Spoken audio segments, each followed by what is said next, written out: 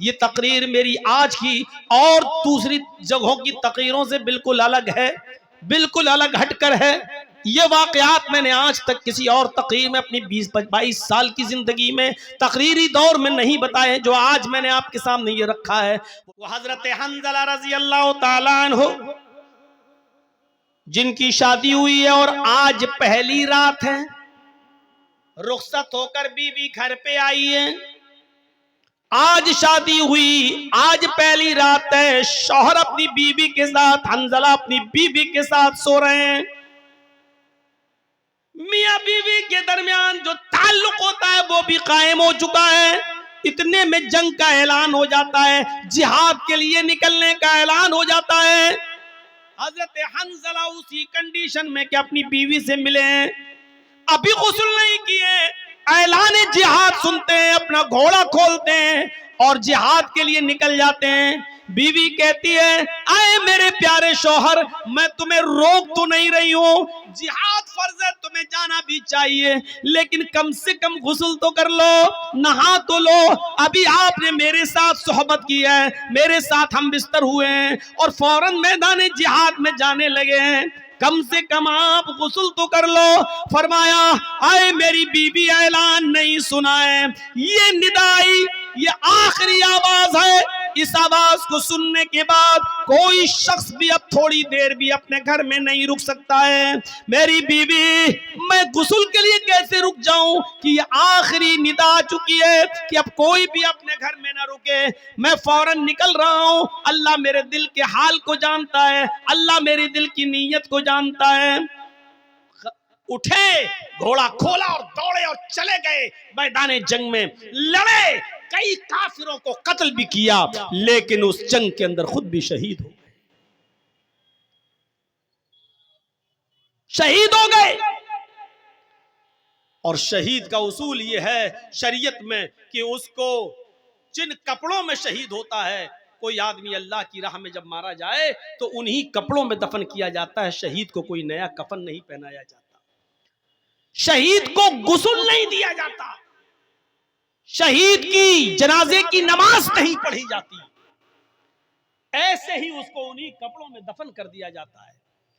جب اس کو دفن کرنے کے لیے لے جایا جا رہا تھا تو حنظلہ کی بیوی کہنے لگی اے اللہ کے رسول، میرے شوہر کو غسل دے دیجئے۔ اللہ کے نبی فرماتے ہیں اے حنظلہ کی بیوی، کیا تجھے پتہ نہیں تیرا شوہر شہید ہوا ہے اور شہید کو غسل نہیں دیا جاتا، اس کو انہی کپڑوں میں کفنایا جائے گا، انہی کپڑوں میں دفنایا جائے گا جس میں وہ شہید ہوا ہے، اور قیامت کے دن اسی حال میں اٹھے گا کہ اس کے جسم سے خون گر رہا ہوگا۔ اللہ خون گرتے ہوئے خون کو دیکھ کر کہے گا فرشتوں اس کو جنت میں لے جاؤ، یہ تو میرے لیے ساری چیزوں کی قربانی دے کر آیا ہے، اس کا کیا حساب لوں، اس سے کیا سوال کروں، اس سے کیا پوچھ تاچھ کروں، اس سے کیا کوشچن آنسر کروں، اس کو جنت میں داخل کروں۔ حنظلہ کی بیوی کہتی اللہ کے رسول میں کیسے بتاؤں، ان اللہ لا یستحی من الحق، اللہ تعالی حق بات سے نہیں شرماتا ہے۔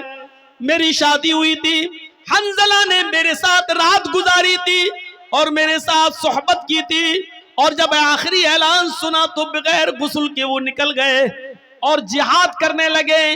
میں اس غسل کی بات کر رہی ہوں جو غسل بیوی سے ملنے کے بعد کیا جاتا ہے، حنظلہ کو وہ غسل دے دیجئے، کیونکہ حنظلہ بغیر غسل کے نکل گئے تھے اور وہ شہید کر دیے گئے۔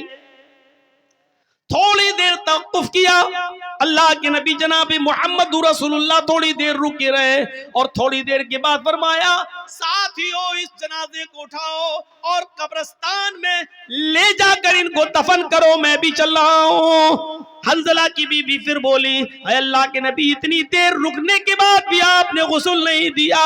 فرمایا اے حنظلہ کی بیوی، اپنے گھر جا، تیرے شوہر کو محمد رسول اللہ کی غسل کی ضرورت نہیں ہے. آسمان سے 70,000 فرشتے زمین پر اترے اور ان فرشتوں نے تیرے شوہر کو غسل دے دیا. تیرا شوہر غسیل الملائکہ ہے, فرشتوں نے تیرے شوہر کو غسل دے دیا ہے. تیرے شوہر کو ہمارے غسل کی ضرورت نہیں ہے, تیرا شوہر فرشتوں کے ذریعے غسل دیا ہوا ہے. اور پھر حنظلہ کو دفن کر دیا گیا. میرے بھائیوں, یہ نوجوانی کی عبادت تھی. اپنی پیاری بیوی کو چھوڑ دیا, پہلی شادی, پہلی رات, 24 گھنٹے بھی اپنی بیوی کے ساتھ نہیں رہ پایا, اور اعلان سنا, نکل گیا, جہاد کیا اور قتل ہو گیا, شہید ہو گیا. ایسا نوجوان اللہ کے عرش کے سائے میں ہوگا. وَشَابٌ نَشَأَ فِي عِبَادَةِ رَبِّهِ, وہ عقبہ ابن نافع جس نے اسلام کا پرچم لہراتے لہراتے, دائیں اسلام بائیں اسلام پیچھے اسلام سامنے سمندر, اللہ میں دائیں دیکھتا ہوں تو تیرے نبی کا جھنڈا لہرا رہا ہے, بائیں جہاں جاتا ہوں تیرے نبی کا پرچم لہرا رہا ہے, پیچھے مڑ کے دیکھتا ہوں اور جہاں جہاں تک میں گیا ہوں تیرے نبی کا جھنڈا لہر چکا ہے, سامنے سمندر ہے, اب میں کیا کروں؟ یعنی اب دنیا میں کوئی چپا باقی نہیں رہا جہاں تک ہم گئے, اسلام ہی اسلام, اب سامنے سمندر ہے. اے اللہ, یہ ہمارے ساتھ 1500 نوجوان ہیں جو گھوڑے پہ بیٹھے ہوئے ہیں, یہ سب اسلام کا جھنڈا لہرانا چاہتے ہیں. میں نے دائیں بائیں اور پیچھے تو اسلام لہرا دیا ہے, تیرے نبی کا جھنڈا پھہرا دیا ہے, لیکن آگے سمندر ہے. اے اللہ, اب میں کیا کروں؟ اس نے سمندر کے پاس اپنی تلواروں کو گاڑا, سمندر کے پانی سے وضو بنایا اور وہیں پر نماز پڑھ دی.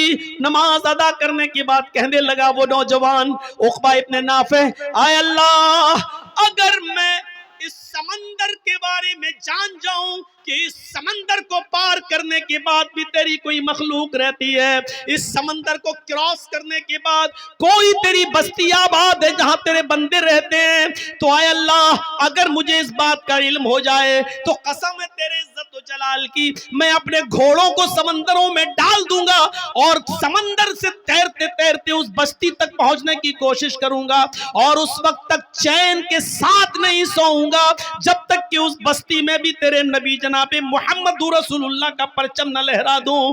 عقبہ ابن نافع کے اندر یہ کون سا جذبہ تھا؟ عبادت کا جذبہ. یہ کون سی عبادت تھی, یہ کون سی ریاضت تھی؟ میرے بھائیوں, ایسے ہی عبادت کرنے والے اور ہر وقت نماز کی طرف, ہر وقت عبادت کی طرف, اللہ کی عبادت کی طرف جن کا دماغ لگا ہوا ہے اور جو عبادت میں لگے ہوئے ہیں, یہ لوگ اللہ کے عرش کے سائے میں ہوں گے. یہ اللہ کے عرش کے سائے میں. ہم اور آپ سردیوں کے دنوں میں, دسمبر کی اور جنوری کی سردی میں, جو اپنے اوپر سے کمبل نہ ہٹا سکے, جو لحاف کی قربانی نہ دے سکے, جو اپنی نیند کی قربانی نہ دے سکے اور تصور کیا بیٹھا ہوا ہے کہ ہم اللہ کے عرش کے سائے میں ہوں گے, ہمیں جنت ملے گی. میرے بھائیو, جنت اتنی سستی اور اتنی آسان بھی نہیں ہے. دو چیزیں, عدل و انصاف کرنے والا اور دوسرا وہ نوجوان جو اللہ اپنے رب کی عبادت میں لگا ہوا ہے.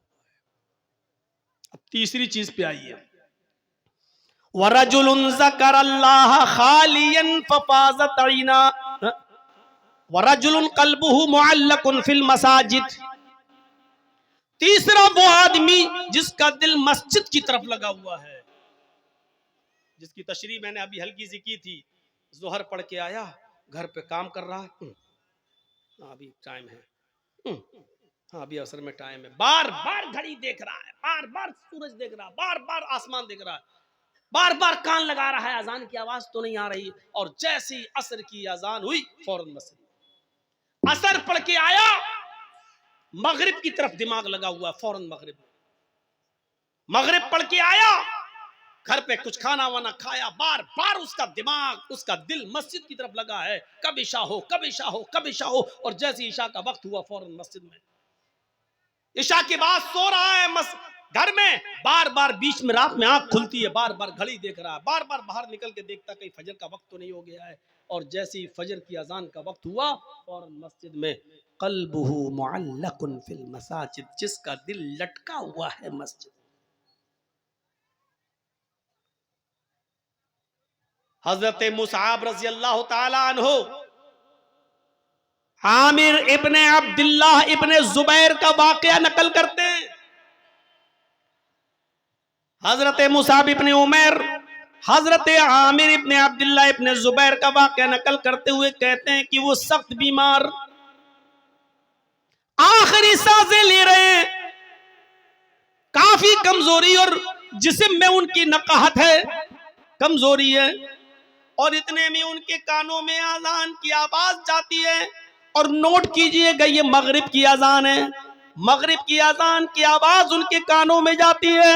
اللہ اکبر اللہ اکبر, اذان کی آواز سنتے ہی عامر ابن عبداللہ ابن زبیر کہتے ہیں اپنے گھر والوں سے مجھے اٹھاؤ اور مسجد کی طرف لے کر چلو. بچوں نے کہا رے آپ کی حالت دیکھیے کیا ہے, آپ نہیں جا سکتے, آپ لیٹے رہیے, ایسے ہی لیٹ کے نماز پڑھ لیجئے. عامر ابن عبداللہ ابن زبیر کا جو جواب تھا وہ سنیے.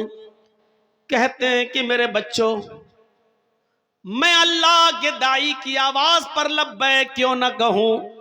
اللہ کی طرف بلانے والا داعی دعوت دے رہا ہے نماز کی, میں اس کی دعوت پر لبیک کیسے نہ کہوں؟ مجھے تھوڑا سا سہارا دے دو, مجھے اٹھا دو اور مجھے مسجد تک پہنچا دو. بیمار ہیں, آخری وقت ہے, ابھی آپ کو پتا چل جائے گا ان کا آخری وقت بھی ہے, کس کنڈیشن میں ہیں وہ. جب انہوں نے ضد کی کہ میرے بچوں دیکھو قیامت کے دن میں تم سب کا گریبان پکڑوں گا اگر تم نے مجھے مسجد میں نہیں پہنچایا. یہ آواز کی اذان کی آواز میرے کانوں میں پڑ گئی, اب اللہ کے داعی کی آواز پر لبیک کہنا ضروری ہے, مجھے مسجد میں جانا ہے. اب ان کی ضد کے آگے ان کے بچوں نے ان کو اٹھایا, محلے کے 2-4 لوگ اور آ گئے, انہوں نے بھی سہارا دیا اور گھر میں کسی طریقے سے ان کو وضو کروانے کے بعد مسجد میں داخل کر دیا. وہ مسجد میں داخل ہو جاتے ہیں اور جماعت کے ساتھ مغرب کی نماز پڑھنے لگتے ہیں. اور جب نماز پڑھتے ہیں تو آپ اندازہ لگا سکتے ہیں کہ مغرب کی 3 رکعتیں ہوتی ہیں, وہ بیٹھ کر نماز ادا کر رہے ہیں. ابھی 1 رکعت ہی وہ نماز ادا کر سکے کہ 1 رکعت نماز پڑھنے کے بعد ان کا انتقال ہو جاتا ہے. وہ اسی مسجد کے اندر 1 رکعت نماز پڑھنے کے بعد انتقال کر جاتے ہیں. اب آپ اندازہ لگا سکتے ہیں کہ وہ کتنے بیمار رہے ہوں گے. اتنی بڑی بیماری کے باوجود وہ یہ کہہ رہے ہیں کہ اذان کی آواز جب میرے کانوں میں پہنچ گئی ہے تو پھر میں اللہ کے داعی اور اللہ کی طرف بلانے والے آدمی کی دعوت پر میں لبیک کیسے نہ کہوں, اس کی آواز پر میں لبیک کیوں نہ کہوں؟ لہذا مجھے وہاں تک پہنچاؤ. اور پہنچایا گیا اور 1 رکعت پڑھی اور انتقال کر گئے. ان کا دل مسجد کی طرف لگا ہوا تھا. رجل قلبہ معلق فی المساجد, یہ ہے اذان ہو رہی ہے لیکن مجھے مسجد میں پہنچاؤ, اذان ہو رہی ہے مسجد میں پہنچاؤ. یہاں اذان ہوتی ہے ہم لوگ چائے پیتے ہیں,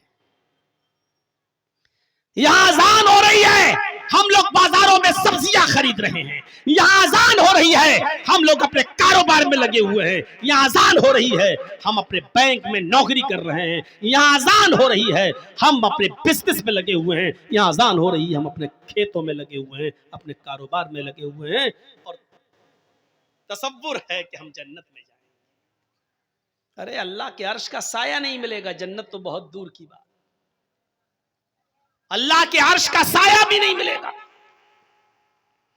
امام بغوی نے اپنی مشہور و مایہ ناز کتاب السیر کے اندر عبید اللہ القواریری کا ایک واقعہ نقل کیا ہے کہ وہ شام بصرہ کے رہنے والے تھے, بصرہ کے, ان کے گھر کوئی مہمان آ گئے. ویسے تو وہ 5 وقت کی نماز میں پہلی تکبیر میں مسجد میں رہتے تھے, لیکن آج ان کے گھر میں کوئی مہمان آ گیا. مہمان کی دیکھ ریکھ خاطر مدارات کی وجہ سے اس کو کھانا وانا کھلانے میں تھوڑی سی دیر ہو گئی, اتنی سی دیر ہو گئی کہ عشاء کی اذان کے بعد جماعت مسجد میں ہو گئی. وہ اپنے مہمان کو کھانا کھلانے کے بعد مسجد کی طرف گئے تو کیا دیکھتے ہیں کہ مسجد سے لوگ نماز پڑھ کے واپس آ رہے ہیں. پوچھا کہ کیا ہوا؟ کہ جماعت ہو گئی. وہ دوسرے محلے میں گئے کہ وہاں جا کر شاید نماز مل جائے, جماعت مل جائے, لیکن دوسرے محلے میں جاتے ہیں تو کیا دیکھتے ہیں کہ ادھر بھی جماعت ہو چکی ہے. انہوں نے بصرہ کی آس پاس کی جتنی مسجدیں تھی کوشش کر کے دیکھ لیا کہ کہیں جماعت مل جائے، کیونکہ جماعت کا ثواب اکیلے نماز پڑھنے سے 27 گنا زیادہ درجہ رکھتا ہے۔ اس ثواب کی امید میں وہ جاتے ہیں کہ نماز ادا کر لوں، جماعت مل جائے، لیکن ان کو بصرہ کی کسی مسجد میں عشاء کی جماعت نہیں ملی، تو پھر وہ اپنے گھر آ گئے اور اپنے گھر پہ انہوں نے جائے نماز بچھائی، مصلی بچھایا اور عشاء کی نماز وہ پڑھنے لگے۔ جب وہ ایک مرتبہ 4 رکعت عشاء کی پڑھ چکے تو کہنے لگے کہ عشاء کی نماز جماعت کے ساتھ اگر میں پڑھتا تو 27 گنا درجہ ملتا، 27 گنا ثواب ملتا، تو کیوں نہیں میں جماعت کے ثواب کو پہنچنے کے لیے عشاء کی نماز کو 27 بار پڑھ لوں۔ اگر میں 4 رکعت کر کے 27 مرتبہ اگر میں نماز پڑھوں گا تو ہمیں جماعت کا ثواب مل جائے گا۔ تو انہوں نے اپنے گھر میں عشاء کی نماز کو 27 مرتبہ پڑھا، 27 بار، 4 رکعت پھر ہو گئے، چلو دوبارہ کھڑے ہو گئے، پھر 4 رکعت، پھر تیسری بار کھڑے ہو گئے۔ انہوں نے عشاء کی نماز کو کتنی بار پڑھا؟ 27 بار۔ اس کے بعد مطمئن ہو گئے کہ اب مجھے جماعت کا ثواب مل گیا، یعنی انشاءاللہ جو جماعت مجھ سے چھوٹی ہے اس کے برابر ثواب مل جائے گا۔ اس کے بعد جب بستر پہ سونے گئے، علامہ بغوی، امام بغوی سیر میں نقل کرتے ہیں، جب وہ بستر پر لیٹتے ہیں تو خواب میں دیکھتے ہیں کہ وہ گھڑ سواروں کے ساتھ دوڑ رہے ہیں۔ ایک قوم ہے، کچھ لوگ جو اپنے اپنے گھوڑوں کو دوڑا رہے ہیں، مقابلہ کر رہے ہیں۔ عبید اللہ القواریری بھی اس قوم کے ساتھ اپنے گھوڑے کو دوڑا رہے ہیں، اور کیا دیکھتے ہیں کہ سارے لوگ آگے آگے جا رہے ہیں، سب کے گھوڑے مجھ سے آگے دوڑ رہے ہیں، میرا گھوڑا سب سے پیچھے کی طرف ہے۔ میرے گھوڑے سے آگے ایک اور آدمی ہے، وہ بھی اپنا گھوڑا دوڑا رہا ہے۔ میں اس سے بھی آگے نکلنا چاہتا تھا کہ میں نے اپنے گھوڑے کو ایڑ لگائی، میں نے اپنے گھوڑے کو ٹھوکر ماری، میں نے اپنے گھوڑے کو کوڑا مارا کہ آگے نکلے۔ تو مجھ سے آگے جو سواری تھا، مجھ سے آگے جو گھڑ سوار تھا، وہ کہنے لگا، اے عبید اللہ، اپنے گھوڑے کو ایڑ مت لگاؤ، اپنے گھوڑے کو کوڑا مت مارو، مجھ سے آگے نکلنے کی کوشش نہ کرو۔ اے عبید اللہ، تم ہمارے برابر نہیں آ سکتے ہو، ہم سے آگے نکلنا تو بہت دور کی بات، تم کتنا بھی نیا گھوڑا لے لو، اچھے سے اچھا گھوڑے پہ بیٹھ جاؤ، لیکن تم ہمارے گھوڑے سے آگے نہیں نکل سکتے۔ عبید اللہ القواریری کہتے ہیں کہ آخر تم یہ بات کیسے کہہ رہے ہو؟ میرا گھوڑا تمہارے گھوڑے سے اچھا ہے، اور پھر بھی ہم تمہارے گھوڑے سے آگے نہیں نکل پائیں گے، آخر وجہ کیا ہے؟ تو وہ شخص کہنے لگا جو مجھ سے آگے تھا، اے عبید اللہ، تم ہم سے اس لیے آگے نہیں نکل سکتے کیونکہ عشاء کی نماز ہم نے جماعت کے ساتھ پڑھی ہے، اور تم نے عشاء کی نماز جماعت کے ساتھ نہیں پڑھی۔ 27 مرتبہ نماز پڑھنے کے بعد بھی وہ درجہ نہیں ملا جو جماعت کے ساتھ نماز پڑھنے کا ملا۔ وَرَجُلٌ قَلْبُهُ مُعَلَّقٌ فِي الْمَسَاجِدِ، تیسرا وہ آدمی مسجد جس کا دل مسجد کی طرف لٹکا ہوا ہے، وہ آدمی اللہ کے عرش کے سائے میں ہوگا۔ نماز کی طرف ایسا دل ہونا چاہیے۔ اب چوتھا آدمی کی طرف آئیے، چوتھے شخص کی طرف آئیے۔ 3 ہو گئے نا، بار بار گنا رہا ہوں تاکہ یاد ہو جائے۔ عدل و انصاف کرنے والا امیر، دوسرا وہ نوجوان جو اللہ کی عبادت میں لگا ہوا ہے، اور تیسرا وہ آدمی جس کا دل مسجد کی طرف لگا ہوا ہے، جو بار بار نماز پڑھ کے آتا ہو، دوسری نماز کے لیے سوچتا ہے۔ 3 آدمی ہو گئے۔ چوتھا، وَرَجُلَانِ تَحَابَّا فِي اللَّهِ اجْتَمَعَا عَلَيْهِ وَتَفَرَّقَا عَلَيْهِ۔ کتنے لوگ ہیں جو آپس میں ایک دوسرے سے نہیں بولتے لیکن ذاتی دشمنی میں، لیکن چوتھا آدمی عرش کے سائے میں کون ہوگا؟ وہ آدمی جو کسی کا دوست ہوگا تو اللہ کے لیے، اور کسی سے دشمنی کی ہوگی تو اللہ کے لیے۔ آپ سے ہم نے دعوت و تبلیغ کا کام کیا، آپ کو ہماری بات پسند آئی، آپ ہمارے مرید بن گئے، آپ ہماری دوستی ہو گئی، آپ ہماری باتیں سن رہے ہیں، اس لیے آپ جرجی صاحب آئیے چائے پلا، کیوں؟ اس لیے کہ ہم قرآن و حدیث آپ کو سناتے ہیں، آپ اس لیے ہماری عزت کرتے ہیں، یہ اللہ کے لیے ہے۔ ہمارا آپ کا کیا رشتہ ہے، ہمارا آپ کا کیا رشتہ ہے، لیکن یہ محبت اللہ کے لیے۔ اور اگر ہم نے کوئی بات بتائی اور آپ کو برا لگا اور آپ کھڑے ہو کر کہنے لگے ہٹو، تم جیسے 50 مولوی آتے ہیں، میں نے بھی تم سے بولنا چھوڑ دیا، تو یہ بھی اللہ کے لیے۔ کیوں؟ کیونکہ میں نے قرآن سنایا، تجھے برا لگ گیا ہے اور تجھے اچھا نہیں لگتا ہے، نہیں بتاؤں گا آج کے بعد تجھے بات، تجھے اگر تکلیف ہو رہی ہے میری بات سے تو نہیں جاؤں گا تیرے پاس۔ تو اب ہم نے تجھے جو چھوڑا ہے وہ بھی اللہ کے لیے، کیونکہ اور کوئی وجہ نہیں۔ اگر یہ چیز ہے ہمارے اور آپ کے اندر، کسی سے دوستی ہے تو اللہ کے لیے، اور کسی سے دشمنی ہے تو وہ بھی اللہ کے لیے، تو ایسا شخص بھی اللہ کے عرش کے سائے میں ہوگا۔ اگر ہم آپ کو چھوڑ رہے ہیں تو اللہ کے لیے ہے، تب تو ٹھیک ہے، لیکن آپ کو ہم اس لیے چھوڑ رہے ہیں کیونکہ آپ نے میرا پیسہ مار لیا، آپ نے میرا حق مار لیا، آپ نے میری زمین و جائیداد پہ قبضہ کر لیا، آپ نے ہمیں گالی دی، اس لیے ہم آپ کو چھوڑ رہے ہیں۔ تو یہ لڑائی نہیں ہے۔ محلے والوں کو، گاؤں والوں کو چاہیے کہ صلح کرا دیں، ملوا دیں، کیونکہ کوئی مسلمان کسی مسلمان سے اگر 3 دن سے زیادہ بات نہیں کرتا تو اس کی نماز، اس کی روزہ، اس کی کوئی فرض اور کوئی نفل عبادت اللہ کے یہاں قبول نہیں ہوتی ہے۔ دوستی کرو تو اللہ کے لیے اور دشمنی کرو تو اللہ کے لیے۔ کسی سے دوستی ہو تو اللہ کے لیے اور دشمنی ہو تو اللہ کے لیے۔ حضرت علی رضی اللہ تعالیٰ عنہ ایک یہودی سے لڑ رہے تھے، تو مجھے مار دے یا میں تجھے مار دوں، چل، دونوں میں لڑائی ہو رہی، دونوں چل، تو تلواریں دونوں نہیں، ہاتھ سے کشتی ہو رہی ہے، لڑتے لڑتے لڑتے لڑتے کبھی علی اوپر کبھی علی نیچے، کبھی یہودی اوپر کبھی علی نیچے، کبھی علی اوپر یہودی نیچے۔ میرے بھائیوں، اس طریقے سے لڑائی ہوتے ہوتے ایک موقع آیا کہ حضرت علی نے یہودی کے سینے پر چڑھ کر اس کا گلا دبا دیا، اور پکڑ کے کس کے اور زور سے اس کا گلا دبانے لگے۔ یہودی نے اپنے منہ میں تھوک جمع کیا، ایسے کر کے، اور تھوک دیا حضرت علی کے منہ پر۔ حضرت علی نے ایسے تھوک کو صاف کیا اور غصہ آیا حضرت علی کو اور زیادہ، کمینہ تھوک رہا ہے، اور کس کے اس کو دبانا چاہا۔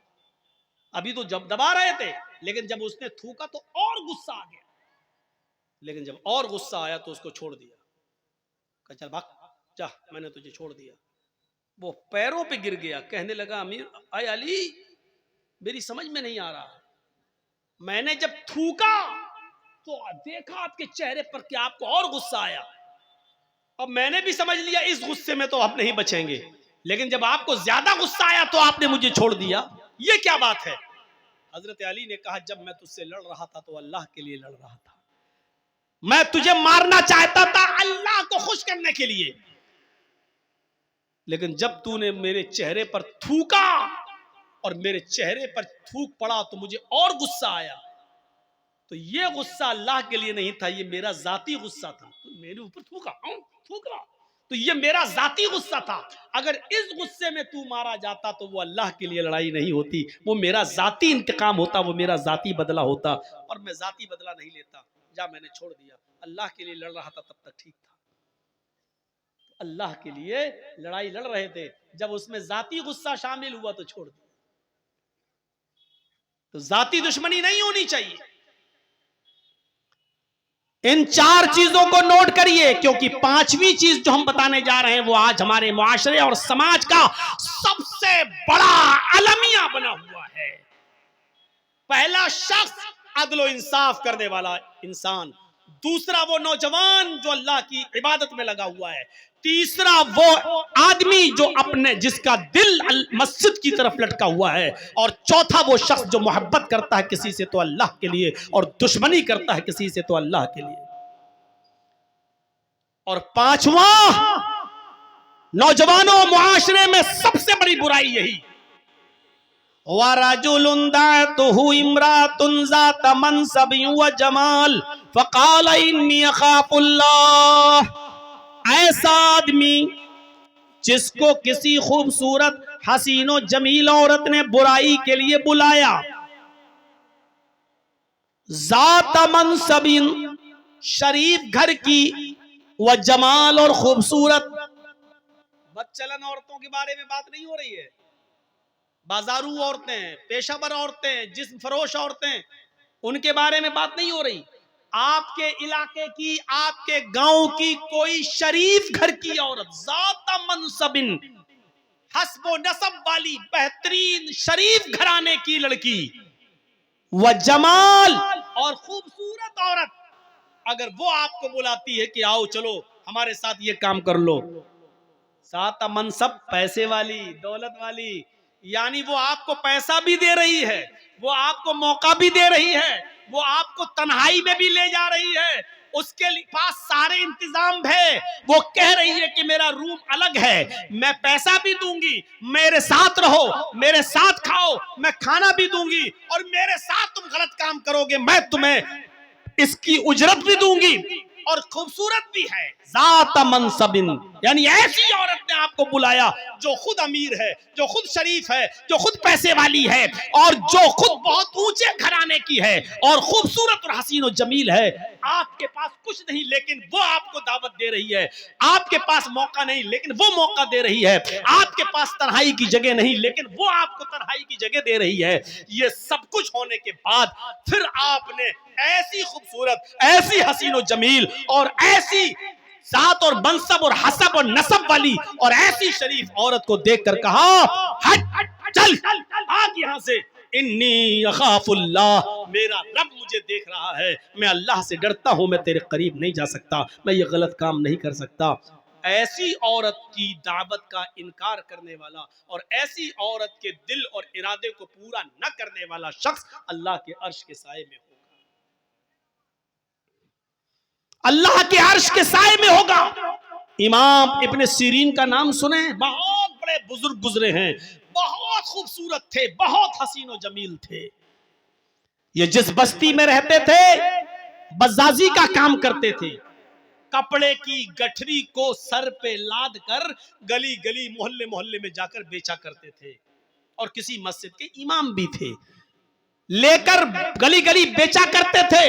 اس علاقے میں ایک امیر زادی بیوہ عورت رہتی تھی، اس کا شوہر مر چکا تھا، اس کی کافی لونڈیاں تھی، باندیاں تھی، خادمہ تھی، یعنی بہت پیسے والی تھی، بہت امیر تھی، امیر زادی، امیر کی بیٹی تھی وہ، لیکن اس کا شوہر مر گیا تھا، اور وہ اپنی باندیوں، اپنی نوکرانیوں کے ذریعے گاؤں میں، محلے میں اور آس پاس کے علاقے میں ایسے نوجوانوں کو تلاش کرواتی تھی اپنی نوکرانیوں سے کہ کوئی خوبصورت نوجوان ملے تو اس کو ہمارے پاس لے کر آؤ، اور وہ ان کے ساتھ غلط کام کرتی تھی۔ ایک باندی نے، اس کی ایک نوکرانی نے اپنی مالکہ سے کہا، اس بیوہ عورت سے، کہ ایک امام ہے، بہت خوبصورت ہیں، حسین و جمیل ہیں، نوجوان ہیں، کہو تو میں ان کو تمہارے پاس لے کر آؤں، کپڑا بیچتے ہیں۔ تو کہا ٹھیک ہے، اس کو لے کر آؤ۔ امام ابن سیرین کے پاس یہ باندی گئی، وہ کپڑا لادے ہوئے تھے، ان سے کہنے لگی کہ میری مالکن ہیں، وہ آپ سے کپڑا خریدنا چاہتی ہیں، لیکن وہ بہت پردے والی ہے، باہر نہیں نکلتی ہیں، وہ اپنے گھر پہ تمہیں بلا رہی ہیں اور آپ سے وہاں کپڑا خریدنا چاہتی ہیں۔ امام ابن سیرین رحمت اللہ علیہ اس عورت کے پاس جاتے ہیں، باندی باہر رہ جاتی ہے، اور اس بیوہ عورت نے ان کو اپنے گھر کے اندر بلا لیا، یہ کپڑا دکھانے لگے، دیکھو بہن، دیکھو دیکھو، کپڑا کھول کھول کے ان کو دکھانے لگے، اور اس کو تو کپڑا لینا ہی نہیں تھا۔ جب اس کو کپڑا لینا نہیں تھا تو وہ دل لگی کی باتیں کرنے لگی، بہلانے پھسلانے کی باتیں کرنے لگی، ان کو اپنی طرف مائل کرنے لگی اور کہنے لگی مجھے کپڑا خریدنا ہی کب ہے، آئیے میرے قریب ہوئیے اور میرے ساتھ جمع کیجئے، میرے ساتھ ہم بستری کیجئے۔ امام ابن سیرین نے سارے کپڑے کی گٹھری باندھی اور اس کو پیک کر کے رکھا، اور پھر ان کو واعظ کرنے لگے، نصیحت کرنے لگے، ان الحمدللہ نحمدہ ونستعینہ ونستغفر، پورا خطبہ دے ڈالا، اور زنا کی مذمت پر قرآن کی آیتیں پڑھ پڑھ کے اس کو بتائیں، اور بہت سی باتیں بتانے کے بعد جہنم کا عذاب، قبر کے عذاب کے بارے میں بتایا، سب کچھ سنایا، لیکن اس بیوہ عورت پر کوئی فرق نہیں پڑا، اس نے کچھ نہیں دیکھا، وہ بار بار کہتی رہی ٹھیک ہے ٹھیک ہے، اللہ غفور الرحیم ہے، معاف کرنے والا، تم آؤ پہلے میرے پاس، تم آؤ پہلے میرے قریب۔ جب دیکھا کہ وعظ و نصیحت کا کوئی فرق نہیں پڑا اور یہ عورت مائل ہے، یہ زنا پر آمادہ ہے، تو کہنے لگے کہ اب بچنے کا کوئی راستہ بھی نہیں ہے، تو ان کے دماغ میں خیال آیا، آئے نوجوانوں، اللہ والے کیسا کیسا کام کر گئے زنا سے بچنے کے لیے، اور ہم تو یہ تصور بھی نہیں کر سکتے۔ امام ابن سیرین کہتے ہیں اچھا یہ بتاؤ کہ تمہارا باتھ روم کہاں ہے؟ مجھے بہت سخت لیٹرین لگی ہوئی ہے، مجھے قضاء حاجت کے لیے جانا ہے، میں لیٹرین سے فارغ ہونے کے بعد آتا ہوں، تمہارے پاس بیٹھتا ہوں۔ اچھا ٹھیک ہے، یہ ہے، اس نے بتا دیا۔ جب لیٹرین سے نکلے تو کچن میں گھس گئے۔ کچن میں جو نالی تھی جس میں بہت زیادہ کچڑا اشڑا جمع ہو جایا کرتا تھا، اس میں کالے رنگ کی سیاہ کیچڑ جمی ہوئی تھی نالی میں۔ امام ابن سیرین اسی کچن کی نالی کے پاس بیٹھ گئے اور اس نالی سے سیاہ رنگ کی کالی کیچڑ نکال کر انہوں نے اپنے چہرے پہ مل لی، اپنے کپڑوں پہ ملا، اپنی داڑھی آڑی پہ ملا، اور پوری طریقے سے اپنے آپ کو لت پت کر لیا کیچڑ سے، اور اسی گندگی کی حالت میں اس عورت کے پاس آئے۔ چلو آؤ ملتے ہیں، کہاں ملیں؟ اس نے کہا ہٹ ہٹ بدبو آ رہی، ہٹ، یہ کیا کر کے آیا تو؟ یہ جلدی سے کپڑے کی گٹھری اٹھائی اور بھاگ گئے، اور پھر جب گاؤں میں پہنچے تو ایک کنویں سے پانی کھینچا اور وہاں جا کر انہوں نے اپنے کپڑے دھوئے، اور وہاں جا کر وہ نہائے دھوئے اور انہوں نے غسل کیا اور اللہ کا شکر ادا کیا کہ آئے اللہ آج تو نے مجھے ایک عورت کے شر و فتن سے تو نے مجھے بچا لیا، آج میں زنا جیسی بدکاری سے محفوظ ہو گیا۔ میرے پیارے ساتھیوں، زنا سے بچنے کے لیے غور کرو کہ وہ عورت، امام ابن سیرین اگر اس کا ارادہ پورا کر دیتے تو پیسہ بھی دیتی، تنہائی بھی دے رہی تھی، امیر بھی تھی، کپڑا بھی نہیں خریدتی اور پیسہ بھی دے رہی تھی ان کو، سب کچھ۔ لیکن امام ابن سیرین کے پاس سب کچھ تھا، موقع تھا، تنہائی تھی، اور وہ بیوہ عورت خوبصورت بھی تھی، لیکن ان سب کے باوجود اللہ کا خوف تھا اور اپنے آپ کو بچایا۔ اس سے کہا اللہ سے ڈر، یہ زندگی چند دنوں کی ہے، اللہ کی منہ دکھانا ہے، نصیحتیں کی لیکن وہ نہیں مانی۔ میرے پیارے ساتھیوں، تب امام ابن سیرین نے اپنے آپ کو ایسے بچایا۔ نوجوانوں، اس زنا کاری و بدکاری کے راستے سے اپنے آپ کو بچا لینے والا اور کسی خوبصورت عورت کی دعوت پر یہ کہہ دینے والا کہ انی اخاف اللہ، میں اللہ سے ڈرتا ہوں، ایسا شخص بھی قیامت کے دن اللہ کے عرش کے سائے میں ہوگا۔ بخاری شریف کے اندر ایک واقعہ آیا ہے، جب مرثد ابن ابی مرثد ایک صحابی ہیں، ایمان لائے، اسلام قبول کیا، تو اللہ کے رسول نے ان سے کہا کہ تم مکے جاؤ، اور مکے میں ہمارے بہت سے مسلمان صحابہ قید ہیں، کافروں کے چنگل میں ہیں، ان سے چھڑا کر چپکے مدینے کی طرف لاؤ، ان کو وہاں سے چھڑاؤ۔ تو یہ رات میں مکے پہنچتے تھے اور رات میں جاتے تھے، چپکے سے کسی گھر میں گھستے تھے، جہاں کوئی مسلمان صحابی قیدی ہوتا تھا اس کو اٹھا کر لاتے تھے اور پھر اس کی بیڑیوں کو توڑتے تھے اور پھر اس کو مدینہ بھیج دیا کرتے تھے، کیونکہ اسلام لانے سے پہلے خود یہ چور تھے، اسلام لانے سے پہلے خود یہ چور تھے، ان کو بیڑیاں توڑنے میں مہارت تھی، یہ جانتے تھے۔ تو اللہ کے رسول نے ان سے وہی کام لیا کہ تم اب مسلمان صحابہ کی بیڑیاں توڑ کر ان کو کافروں سے چھڑاؤ، ان کے اوپر ظلم کر رہے ہیں وہ کافر، ان کو چھڑاؤ۔ تو ایک دن یہ مکے کے اندر پہنچ گئے اور اسی جگہ چلے گئے جہاں مسلمان صحابہ قید تھے، رات کی تاریکی کا فائدہ اٹھایا اور ایک دیوار کے پیچھے چھپ گئے۔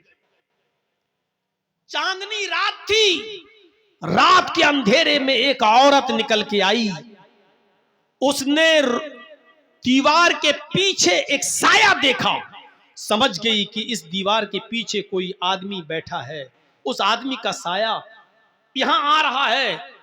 وہ گئی دیوار کے پیچھے، کیا دیکھتی ہے کہ ایک آدمی بیٹھا ہوا ہے، اور دیکھتے ہی اس کو پہچان گئی، کہنے لگی تم تو مرثد ہو، تم تو مرثد ہو۔ مرثد نے دیکھا، مرثد بھی پہچان گئے، کہنے لگے تم تو عناق ہو، تم تو عناق ہو۔ کہاں؟ زمانے جاہلیت میں جب مرثد اسلام نہیں لائے تھے تو اس عورت کے ساتھ ان کے ناجائز تعلقات تھے، کئی مرتبہ اس عورت کے ساتھ مل چکے تھے، لمبے تلنگے لمبے چوڑے تھے، وہ عناق ان کی دیوانی تھی۔ اتنے دنوں کے بعد آج دیکھتی ہے، کہتی ہے مرثد پرانی یادیں تازہ ہو گئیں، کتنے سال کے بعد تم آئے ہو، چلو ہمارے گھر چلو، ہمارے گھر میں کوئی نہیں، آج کی رات ہمارے ساتھ سو جاؤ، وہی رات گزارو۔ مرثد ابن ابی مرثد کہتے ہیں کیا یا ناق، اب ان ہاتھوں نے محمد رسول اللہ کے ہاتھوں کو چھو لیا ہے، یہ ہاتھ محمد رسول اللہ سے ٹچ ہو چکے ہیں، ان ہاتھوں نے محمد رسول اللہ سے مصافحہ کر لیا ہے۔ آیا ناق، اب حرام عورت کی طرف میں ہاتھ نہیں بڑھا سکتا، آیا ناق بہتر ہے کہ تم چلی جاؤ۔ اناق کہنے لگی اچھا اب تم بدل گئے ہو، میری آرزو اور میرے ارمانوں کا تم گلا گھونٹ رہے ہو، اتنے سالوں کے بعد آئے ہو، اگر تم نے میرے ارادے اور میرے ارمان اور میری آرزوؤں کو پورا نہ کیا تو میں چلا دوں گی۔ مرثد ابن ابی مرثد کہتے ہیں کہ کچھ بھی کرو لیکن اب میں تمہارے ساتھ زنا نہیں کر سکتا ہے، میں محمد رسول اللہ صلی اللہ علیہ وسلم، ان آنکھوں نے محمد رسول اللہ کا دیدار کر لیا ہے، اب یہ حرام چیز کی طرف اٹھے گی بھی نہیں ہماری نظریں۔ اناق کہتی ہے آئے خیمے والوں اٹھو، آئے گاؤں والے اٹھو، ایک آدمی آیا ہے تمہارے قیدیوں کو چرا رہا ہے، تمہارے قیدیوں کو اٹھا کر لے جا رہا ہے۔ اناق کی آواز سن کر محلے والے اور گاؤں والے اٹھنے لگے، دوڑنے لگے۔ مرثد ابن ابی مرثد نے جب ان کو آتا ہوا دیکھا تو وہ بھاگ گئے، ایک پہاڑ کی طرف چلے گئے، اور پہاڑ کے اوپر چڑھنے کے بعد ان کو ایک غار نظر آئی تو وہ پہاڑ سے نیچے اتر کر اس غار کے اندر چھپ گئے۔ وہ لوگ پہاڑ کے اوپر تک آئے، ان کو غار کا دروازہ نہیں دکھائی دیا، انہوں نے، گاؤں والوں نے اس پہاڑ کے اوپر کھڑے ہو کر پیشاب بھی کیا۔ مرثد ابن ابی مرثد کہتے ہیں، بخاری کی روایت ہے، وہ پیشاب کر رہے تھے اور ان کا پیشاب ہمارے سر پر آ رہا تھا، وہ پیشاب کر رہے تھے اور ان کا پیشاب ہمارے سر پر گر رہا تھا، لیکن میں ٹس مس نہیں کر رہا تھا، اگر میں تھوڑا بہت ہلتا تو وہ مجھے پہچان لیتے اور دیکھ لیتے، میں ایسے ہی چھپا رہا، یہاں تک کہ کچھ دیر کے بعد وہ سب چلے گئے، رات کافی ہو گئی اور وہ سب چلے گئے، اناق بھی چلی گئی یہ سوچ کر کہ اب تو مرثد ابن ابی مرثد بھاگ گیا ہے۔ پھر تھوڑی دیر کے بعد میں غار سے نکلا اور پھر میں اپنے کام میں لگ گیا، اس کے باوجود میں نے ایک آدمی کو اٹھایا، اس کو اپنے کاندھوں پر لادا، لیکن وہ بہت بھاری آدمی تھا، ہم اس کو لے کے چل نہیں پا رہے تھے، وہ بار بار اس کو اٹھاتے اور وہ مجھے تھکا دیتا۔ تھوڑی دیر کے بعد ہم جب اس کے گاؤں سے باہر نکلے تو میں نے اس کی پیروں کی بیڑیاں توڑی اور اس کے ہاتھوں کی بیڑیاں توڑی اور اس کو لے کر اللہ کے نبی کے پاس آیا، اللہ کے نبی محمد رسول اللہ کو پورا واقعہ سنایا، اے اللہ کے نبی صلی اللہ علیہ وسلم ایسا ایسا معاملہ ہے، اناق ہماری پرانی دوست ہے، اس سے ہمارے زمانے جاہلیت میں بڑے اچھے تعلقات تھے، اس کے ساتھ میں زنا بھی کر چکا ہوں، اس کے ساتھ میرا اٹھنا بیٹھنا سب کچھ تھا، اس کے گھر پہ رہتا تھا، اے اللہ کے نبی کیا اسلام لانے کے بعد میں اس سے نکاح کر سکتا ہوں، کیا میں اس کو اپنی بیوی بنا سکتا ہوں؟ آپ اجازت دیجئے کہ میں اناق کو اپنی بیوی بنا لوں۔ اللہ کے نبی صلی اللہ علیہ وسلم خاموش رہے کہ آئے مرثد انتظار کرو، اللہ رب العالمین کی طرف سے اگر کوئی حکم ہوتا تو میں تمہیں بتاتا ہوں کہ تم اناق سے نکاح کر سکتے ہو یا نہیں نکاح کر سکتے ہو، یہاں تک کہ اللہ رب العالمین نے قرآن میں یہ آیت نازل فرما دی کہ الزانی لا ينکح الا زانیتا او مشرکتا، کوئی زانی کسی زانیہ ہی سے نکاح کر سکتا ہے اور کسی مشرکہ سے ہی، اور کوئی زانیہ عورت کسی زانی مرد سے ہی نکاح کر سکتی ہے، یا زانی یا مشرک مرد سے نکاح کر سکتی ہے۔ آئے مرثد تم ایمان لا چکے ہو، تم مومن ہو چکے ہو، اور کسی مومن کے لیے جائز نہیں ہے کہ کسی زانیہ اور بد چلن عورت سے، کسی زانیہ اور مشرکہ سے نکاح کرے، لہٰذا اللہ تعالیٰ نے تمہیں اناق کے ساتھ نکاح کرنے سے منع کر دیا ہے، تم اناق کو اپنی بیوی نہیں بنا سکتے ہو۔ میرے پیارے ساتھیوں غور کرو کس طریقے سے اپنے آپ کو زنا سے بچایا، جنگل میں موجود بڑی خوبصورت عورت اناق، دوستی بھی رہ چکی ہے زمانے جاہلیت میں، اور وہ کہہ بھی رہی ہے میرے گھر میں کوئی نہیں ہے، چلو اکیلا، تنہائی کا موقع، دل کے سارے دروازے کھلے، پورا چانس اور پورا موقع بھی دے رہی ہے، لیکن مرثد ابن ابی مرثد کیا کہہ رہے ہیں؟ اللہ سے ڈر، میں نے اللہ کے رسول کے ہاتھوں کو چھوا ہے، اب یہ کسی حرام چیز کو نہیں چھو سکتے ہیں، یہ لوگ اللہ کے عرش کے سائے میں ہوں گے۔ لہٰذا وہ نوجوان، وہ آدمی جس کو کسی خوبصورت لڑکی نے برائی کے لیے بلایا اور اس نے یہ کہہ دیا کہ میں اللہ سے ڈرتا ہوں، انی اخاف اللہ. تو ایسا شخص بھی قیامت کے دن اللہ کے عرش کے سائے میں ہوگا. 5 چیزیں ہو گئیں، 2 چیزیں اور رہ گئیں، ان کا بھی خلاصہ کر دوں. وَرَجُلٌ تَصَدَّقَ بِصَدَقَةٍ فَأَخْفَاهَا، کسی نے اگر صدقہ کیا، کسی کو دیا چپکے سے، اتنے چپکے سے دیا کہ دائیں ہاتھ سے دیا بائیں کو بھی خبر نہ ہو، تو ایسا شخص جو چپکے چپکے کسی کو صدقہ کرتا ہے، کسی کی غریب کی مدد چپکے سے کرتا ہے، ایسا شخص بھی اللہ کے عرش کے سائے میں ہوگا. یہ نہیں رمضان کے مہینے میں کسی غریب کی مدد کر رہے ہیں، 5 کلو آٹا، 2 کلو تیل، 1 کلو چینی، شربت کی بوتل، کھجور، اور اس کا واٹس ایپ پہ فوٹو کھینچ کے واٹس ایپ پہ بھی ڈال رہے ہیں. آج میں نے 20 لوگوں کو کٹ دی ہے، آج میں نے 50 لوگوں کو غلہ پہنچایا ہے، آج ہم نے 50 لوگوں کو، غریب لوگوں کو ساڑی دی ہے. میرے بھائیوں، ایسے لوگ عرش کے سائے میں نہیں ہوں گے جو اپنے نیکیوں کی نمائش کرتے پھرے اور جس کو دے رہے ہو اس کو بھی ذلیل کرتے پھرے بیچارے کو. ارے کسی غریب کو دے دو، نہ تمہاری بیوی کو پتا چلے، نہ جس کو دے رہے ہو اس کے بارے میں کسی کو پتا چلے کہ اس بیچارے کی مدد کی ہے. اس کا پردہ رہنے دو. اس طریقے سے دو دائیں ہاتھ سے کہ بائیں کو بھی خبر نہ ہو، یعنی کانوں کان، ہمارے زبان میں بولا جاتا ہے نا، کانوں کان کسی کو خبر نہ ہو. اس طریقے سے صدقہ کرو. بخاری کی ایک روایت ہے کہ ایک شخص کہتا ہے اے اللہ آج کی رات میں صدقہ کروں گا اور میں چپکے سے دوں گا، کسی ضرورت مند کو دوں گا.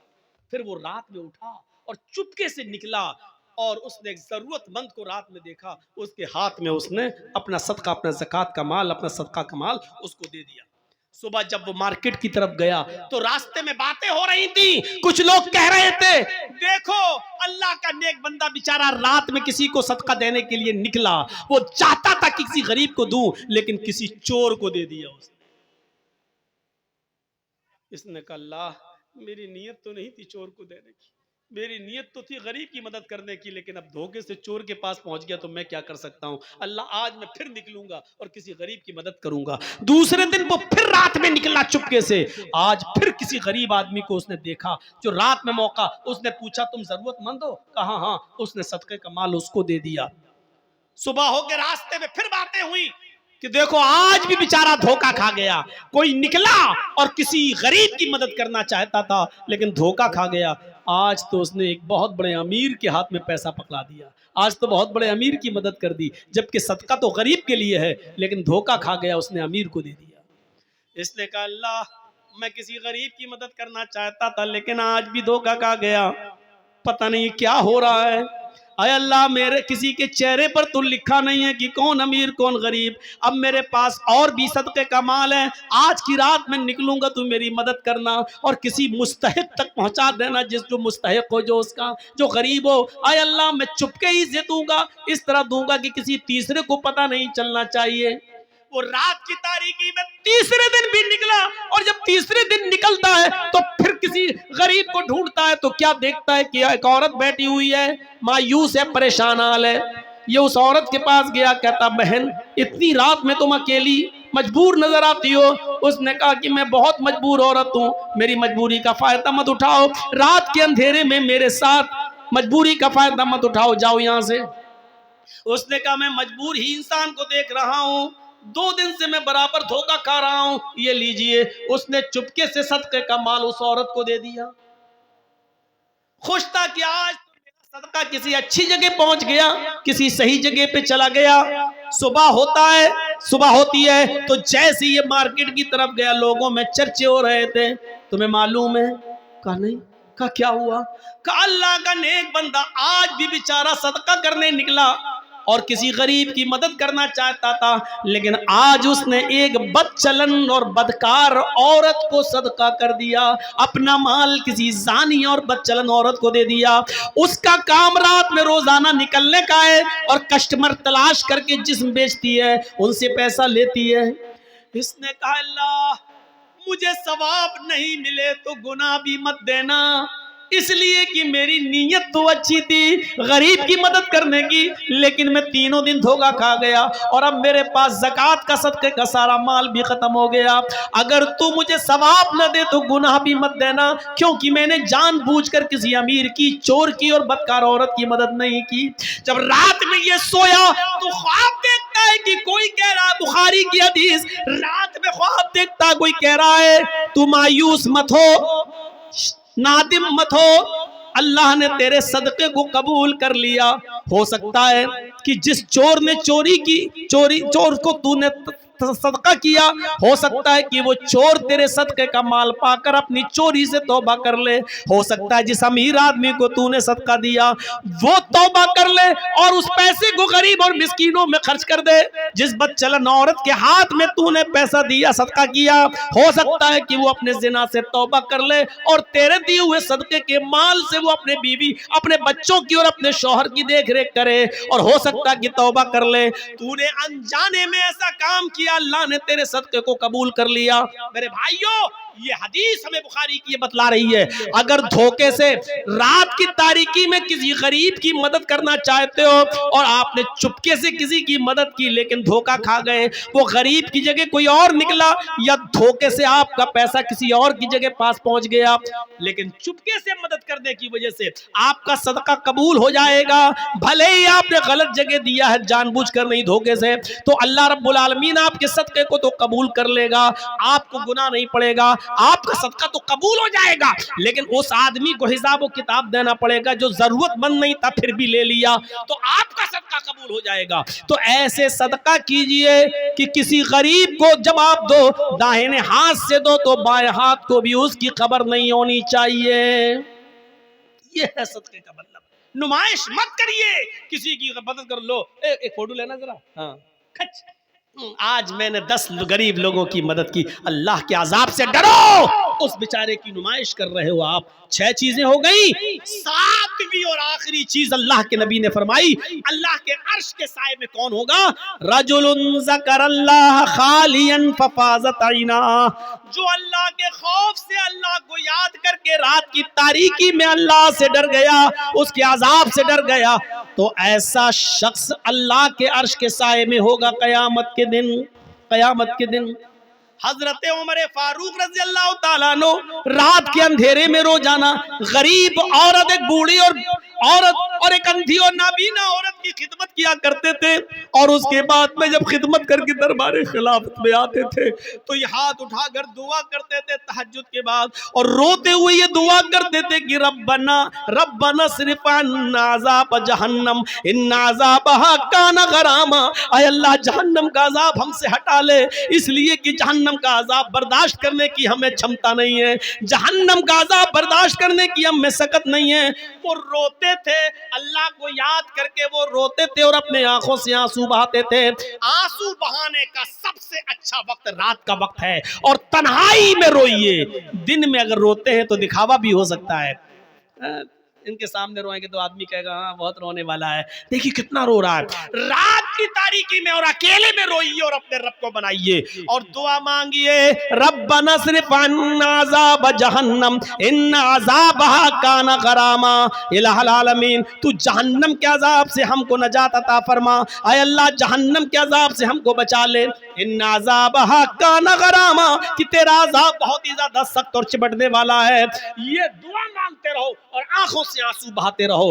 اللہ کے نبی صلی اللہ علیہ وسلم نے ذکر و اذکار کی بڑی فضیلت فرمائی ہے، اور یاد رکھیے اٹھتے بیٹھتے چلتے پھرتے دعائیں پڑھتے رہا کرو، کم سے کم یہ دعا بھی، یہی دعا پڑھتے رہو، رب اغفر لی رب اغفر لی، اے اللہ مجھے بخش دے، اے اللہ مجھے بخش دے، یہ دعا پڑھتے رہو۔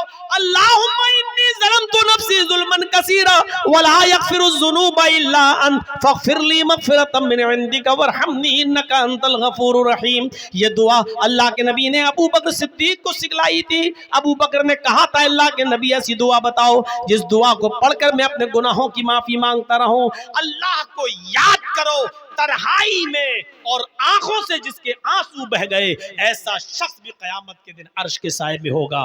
تو پھر سے ایک بار گن لیجئے، عدل و انصاف کرنے والا ایک، وہ نوجوان جو اپنے رب کی عبادت میں لگا ہوا ہے، 2، تیسرا وہ آدمی جس کا दिल मस्जिद की तरफ लटका हुआ है और हमेशा नमाज के बारे में सोच रहा है।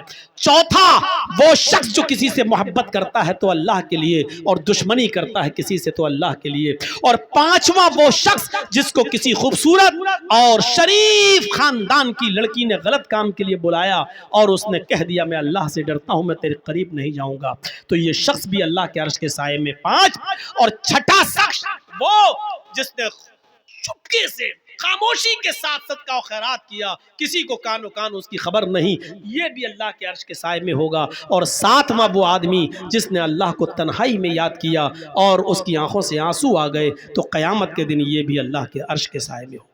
ये 7 खूबियां अपने अंदर पैदा कीजिए और अल्लाह के अर्श का साया पाइए। याद रखिए, जन्नत और जहन्नम का फैसला तो बाद में होगा, पहले हमें क़यामत के दिन उस सूरज की जासूस तपिश से बचना है और उसकी गर्मी से बचना है। 50,000 साल का दिन होगा और सूरज की गर्मी हमारे सरों पर होगी, हम पसीने में डूब रहे होंगे। ऐसे मौके पर जिसको अल्लाह के अर्श का साया नहीं मिलेगा, उसके लिए वो दिन बहुत खतरनाक दिन होगा। और जो अल्लाह के अर्श का साया पा जाएगा वो मुतमईन होगा, चैन और सुकून के साथ होगा। मेरे भाइयों, ये पौने 2 घंटे का खिताब मैंने आपके सामने तकरीबन किया है। अब मैं रुखसत होते हुए आपसे दुआ करता हूं अल्लाह ताला से कि बारे इलाह, ये 7 खूबियां तू हमारे अंदर पैदा फरमा दे, ये 7 खूबियां हमें हमारे अंदर पैदा फरमा और क़यामत के दिन हमें अर्श का साया नसीब फरमा दे। आप लोग अपने अपने मोबाइल हटा लीजिए। और किसी का खिताब है तो फिर क्या कह रहे थे, चंदे की बात कहना। तो मेरे भाइयों, आपसे गुजारिश है, मस्जिद का है मदरसे का, ये मदरसा है और इस वक्त मदरसों पे कैसी